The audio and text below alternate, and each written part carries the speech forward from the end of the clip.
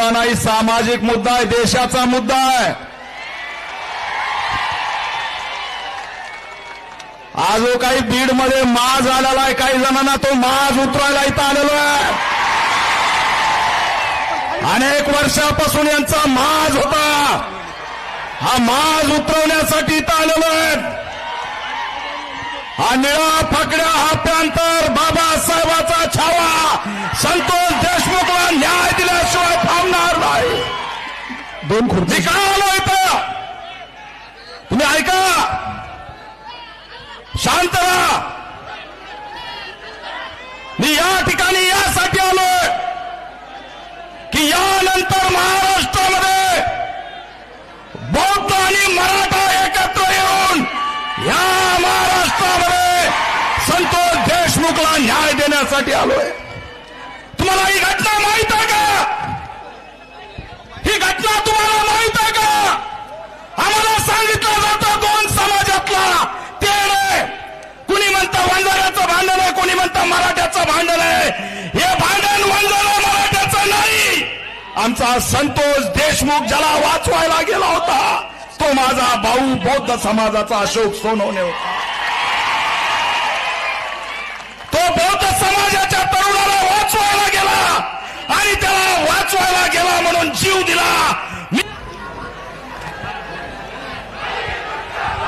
ए थांब रे बाबा, मला 2च मिनिटं दिले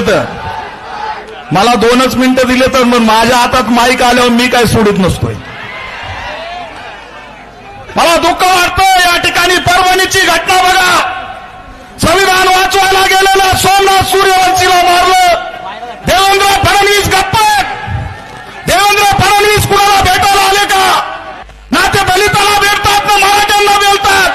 काय झालं आमच्या संतोष देशमुखच्या लेकराला येऊन भेटायला?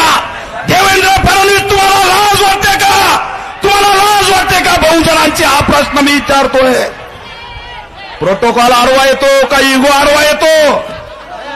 आणि म्हणून हे माझा बाबासाहेबांचा फोटो घेऊन हा वाघ आलाय, उभा राहा, उभा राहा, फोटो दाखवा। संतोष देशमुख एकटा नाही, संतोष देशमुख एकटा नाही, समग्र बाबासाहेबाची चळवळ त्याच्या पाठीशी आहे आणि त्याला न्याय दिल्याशिवाय आम्ही या ठिकाणी शांत बसणार नाही। आणि म्हणून आमची मागणी आहे, संतोष देशमुखच्या मारेकरांना अटक झाली पाहिजे, त्यांना फाशी झाली पाहिजे। आमच्या अंजलीताई दमाने यांनी सांगितलं, अंजलीताई दमाने यांनी सांगितलं 3 जणांची हत्या झाली म्हणे।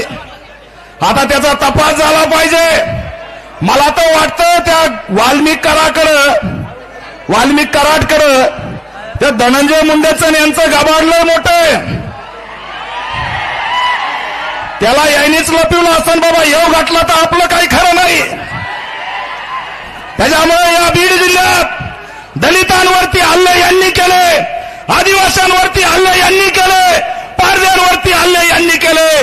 परवा दिवशी परळीमध्ये विकास जोगदंडचा हत्याकांड विजापूरच्या कर्नाटकमध्ये नेऊन केलं, ब्र शब्द काढला नाही, त्याच्या घरी जाऊन कुणी भेटलं नाही। आणि म्हणून जोपर्यंत संतोष देशमुखच्या मारेकरांना फाशी होत नाही तोपर्यंत आम्ही आता थांबणार नाहीत।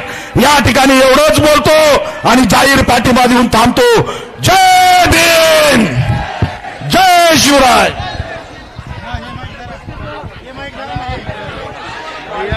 यानंतर ऍडव्होकेट चंद्रकांत नवले हे 2 मिनिटात आपलं या ठिकाणी